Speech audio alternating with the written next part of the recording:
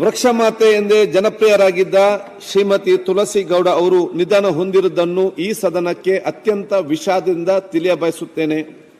ಅಂಕೋಲಾ ತಾಲೂಕು ಹೊನ್ನಳ್ಳಿಯ ಶ್ರೀಮತಿ ತುಳಸಿ ಗೌಡ ಅವರು ಹಾಲಕ್ಕಿ ಬುಡಕಟ್ಟು ಸಮುದಾಯದ ಬಡ ಕುಟುಂಬದಲ್ಲಿ ಜನಿಸಿದರು. ಪರಿಸರದ ಬಗ್ಗೆ ಅಪಾರ ಕಾಳಜಿ ಹೊಂದಿದ್ದರು. ಮರಗಳೊಂದಿಗೆ ಅನುಭವ ಹಾಗೂ ಅಪಾರ ಜ್ಞಾನವನ್ನು ಹೊಂದಿದ್ದ ಅವರು ಅರಣ್ಯದ ಎಂಕ್ಲೈಸೋಪೀಡಿಯಾ ಎಂದೇ ವೃಕ್ಷ ಮಾತೆ ಎಂದೇ ಪ್ರಖ್ಯಾತರಾಗಿದ್ದರು. 300ಕ್ಕೂ ಹೆಚ್ಚಿನ ಮರಗಳ ಪ್ರಭೇದಗಳನ್ನು ತಿಳಿದ ಅವರು ನಿಂತ ಜಾಗದಲ್ಲೇ ಅವುಗಳ ಬಗ್ಗೆ ವಿವರಿಸುವಷ್ಟು ಜ್ಞಾನವನ್ನು ಹೊಂದಿದ್ದರು. ಅರಣ್ಯ ಇಲಾಖೆಯ ಜೊತೆ ಕೈಜೋಡಿಸಿ 65ಕ್ಕೂ ಹೆಚ್ಚು ವರ್ಷಗಳಿಂದ ಪರಿಸರ ಸಂರಕ್ಷಣೆ ಹಾಗೂ ಪರಿಸರ ಜಾಗೃತಿ ಮೂಡಿಸುವ ಕಾರ್ಯದಲ್ಲಿ ತೊಡಗಿದ್ದರು. ಬಾಲ್ಯದಲ್ಲೇ ವಿಧೇಯವಾದ ತುಳಸಿ ಗೌಡ ಮರಗಳಲ್ಲೇ ಮಕ್ಕಳು ಹಾಗೂ ಕುಟುಂಬವನ್ನು ಕಂಡವರು. ಒಂದು ಕಾಲದಲ್ಲಿ ಕಾಡಿನಿಂದ ಸೌದೆ ತರುತ್ತಿದ್ದ ಅವರು ಇಂದು ಕಾಡನ್ನೇ ನಿರ್ಮಿಸಿ ಸಮಾಜಕ್ಕೆ ಕೊಡುಗೆ ನೀಡಿದ್ದಾರೆ. ಲಕ್ಷಾಂತರ ಮರಗಳನ್ನು ನೆಟ್ಟು ಪೋಷಿಸಿದ ಅವರ ಪರಿಸರ ಪ್ರೇಮಕ್ಕಾಗಿ 2021ರಲ್ಲಿ ಪದ್ಮಶ್ರೀ ಪ್ರಶಸ್ತಿ ಬಂದಿತು. ಅಲ್ಲದೆ ರಾಜ್ಯೋತ್ಸವ, ಪ್ರಿಯದರ್ಶಿನಿ, ವೃಕ್ಷಮಿತ್ರ ಸೇರಿದಂತೆ ಹಲವಾರು ಪ್ರಶಸ್ತಿಗಳು ಇವರಿಗೆ ಸಂದಿದೆ.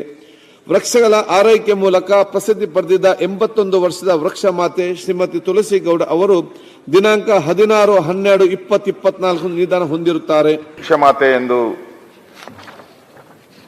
ಜನಪ್ರಿಯರಾಗಿ ಅವರನ್ನ ವೃಕ್ಷ ಮಾತೆ ಅಂತ ಕರೀತಾ ಇರ್ತಕ್ಕಂಥ ಶ್ರೀಮತಿ ತುಳಸಿ ಗೌಡ ಅವರು ಇವತ್ತು ನಮ್ಮ ಮಧ್ಯೆ ಇಲ್ಲ.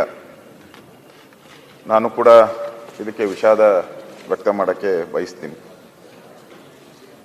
ಒಂದು ಬಡ ಕುಟುಂಬದಲ್ಲಿ ಹುಟ್ಟಿದ್ರೂ ಕೂಡ ಈ ವೃಕ್ಷ ಬೆಳೆಸುವಂತ ಒಂದು ಪರಂಪರೆಗೆ ನಾಂದಿ ಆಡಿದ್ದಾರೆ. ಮತ್ತೆ ಪ್ರತಿಯೊಬ್ಬರೂ ಕೂಡ ನಮ್ಮ ಪ್ರಪಂಚದಲ್ಲಿ ಲಕ್ಷಾಂತರ ಜನ ಹುಟ್ಟುತ್ತಾರೆ, ಸಾಯ್ತಾರೆ. ಆದರೆ ಕೆಲವರು ಬದುಕಿದ್ರೂ ಸತ್ತಿರ್ತಾರೆ, ಕೆಲವರು ಸತ್ತ ಮೇಲೂ ಬದುಕಿರ್ತಾರೆ. ಬಹಳ ಜನ ಬದುಕಿದ್ದು ಸತ್ತೋಗಿರ್ತಾರೆ, ಕೆಲವರು ಮಾತ್ರ ಸತ್ತ ಮೇಲೂ ಬದುಕಿರ್ತಾರೆ. ಆ ಥರದ ಪರಂಪರೆಗೆ ತುಳಸಿ ಗೌಡ ಅವರು. ತುಳಸಿ ಅಂತ ಹೇಳಿದ್ರೆ ನಮ್ಮಲ್ಲಿ, ನಮ್ಮ ಧರ್ಮದಲ್ಲಿ ತುಳಸಿ ಬಹಳ ಪವಿತ್ರ. ಏನೇ ಪೂಜೆ ಮಾಡಬೇಕಾದ್ರೂ ತುಳಸಿಯನ್ನ ನಾವು ಪೂಜೆ ಮಾಡ್ತೀವಿ. ಗ್ರಹಣ ಬರಲಿ, ನೀರಿಗೆ ತುಳಸಿ ಹಾಕಿ ನೀರು ಕುಡಿಯುವಂಥದ್ದು ಇದಲ್ಲ. ನಿಜವಾಗೂ ಆ ರೀತಿಯಾದಂಥ ಒಂದು ವೃಕ್ಷ ಸಂಪತ್ತನ್ನು, ಪರಿಸರವನ್ನು ಕಾಪಾಡೋ ಅಂಥ ದೃಷ್ಟಿಯಲ್ಲಿ ಈ ತಾಯಿ ತುಳಸಿ ಗೌಡ ಅವರು ಮಾಡಿರ್ತಕ್ಕಂಥ ಒಂದು ಸಾಧನೆಗೆ ಸ್ವತಃ ಪ್ರಧಾನಮಂತ್ರಿಗಳು ಕೂಡ, ನರೇಂದ್ರ ಮೋದಿಯವರು ಕೂಡ ಅವರಿಗೆ ನರೇಂದ್ರ ಮೋದಿಯವರಿಗೆ ಆಶೀರ್ವಾದ ಮಾಡಿದ್ದಾರೆ. ಬಿರಿಗಾಲಲ್ಲಿ ಹೋದಾಗ ನರೇಂದ್ರ ಮೋದಿಯವರು ಎದ್ದು ಅವರಿಗೆ ನಮಸ್ಕಾರ ಮಾಡಿದಾಗ ನರೇಂದ್ರ ಮೋದಿಯವರಿಗೂ ಆಶೀರ್ವಾದ ಮಾಡಿದ್ದಾರೆ. ಅಂತ ಒಬ್ಬ ಮಾತೆ ಇವತ್ತು ನಮ್ಮ ಮಧ್ಯೆ ಇಲ್ಲದೆ ಇರ್ತಕ್ಕಂಥದ್ದು ದುಃಖ ತಂದಿದೆ. ನಾನು ಕೂಡ ಅವ್ರಿಗೆ 81 ವರ್ಷ ವಯಸ್ಸಾಗಿತ್ತು. ತಾವು ತಂದಿರತಕ್ಕಂಥ ಸಂತಾಪ ಸೂಚನೆಗೆ ನಾನು ಬೆಂಬಲವನ್ನು ವ್ಯಕ್ತ ಮಾಡ್ತಾ ಇದ್ದೀನಿ. ತುಳಸಿಗೌಡ ಅವರ ನಿಧನಕ್ಕೆ ತಾವು ತಂದಿರತಕ್ಕಂಥ ಸಂತಾಪ ಸೂಚನೆಯನ್ನು ಬೆಂಬಲಿಸ್ತಾ ತಮ್ಮ ಭಾವನೆಗಳಿಗೆ ಧ್ವನಿ ಕೂಡಿಸಿ, ತುಳಸಿಗೌಡ ಅವರು ಒಂದು ಅತ್ಯಂತ ಹಿಂದುಳಿದಿರ್ತಕ್ಕಂಥ ಬಡ ಕುಟುಂಬದಿಂದ ಬಂದಿರತಕ್ಕಂಥ ಸಮುದಾಯಕ್ಕೆ ಸೇರಿದವರಾಗಿಯೂ ಅರಣ್ಯದ ಮೇಲೆ ಅವ್ರಿಗಿದ್ದಂಥ ಪ್ರೀತಿ, ಆ ಪ್ರೀತಿಗಿಂತ ಹೆಚ್ಚು ಸುಮಾರು 300ಕ್ಕೂ ಹೆಚ್ಚು ತಳಿಗಳ ಬಗ್ಗೆ, ವೃಕ್ಷಗಳ ಬಗ್ಗೆ ಅವರು ಹೊಂದಿರತಕ್ಕಂಥ ಅಪಾರ ಜ್ಞಾನ ಏನಿತ್ತು ಅದು ಅರಣ್ಯ ಅಧಿಕಾರಿಗಳನ್ನು ಸಹಿತ ಆಶ್ಚರ್ಯಗೊಳಿಸುವಂಥದ್ದಿತ್ತು. ಶ್ರೀಮತಿ ತುಳಸಿಗೌಡ ಅವರು,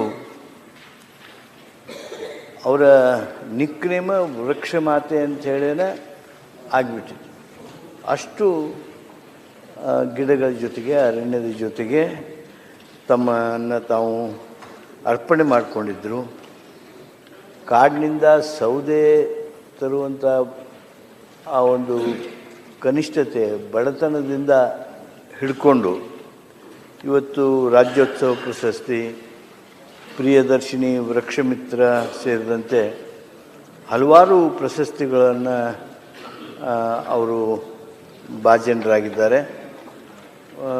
ವೃಕ್ಷಗಳ ಆರೈಕೆ ಮೂಲಕ ನೋಡಿ, ನಾವು ವೃಕ್ಷಗಳನ್ನು ಆರೈಕೆ ಮಾಡುವಂಥದ್ದು ಅಂದ್ರೆ ಅದೋ ಒಂದು ಹೊಸ ಶಬ್ದ ಅನ್ನಿಸ್ತದೆ ನಮಗೆ.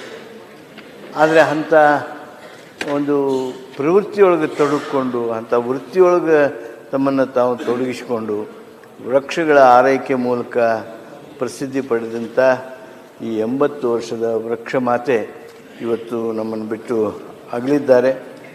ಪರಿಸರದ ಕಾಳಜಿ ಮಾಡ್ತಕ್ಕಂಥ ಒಂದು ಮಾತೃ ಹೃದಯ ಇವತ್ತು ನಮ್ಮನ್ನು ಬಿಟ್ಟು ಅಗಲಿದೆ. ಅವರಿಗೆ ನಾನು ಗೌರವಪೂರ್ವಕವಾಗಿರ್ತಕ್ಕಂಥ ಶ್ರದ್ಧಾಂಜಲಿಯನ್ನು ಸಲ್ಲಿಸ್ತೇನೆ.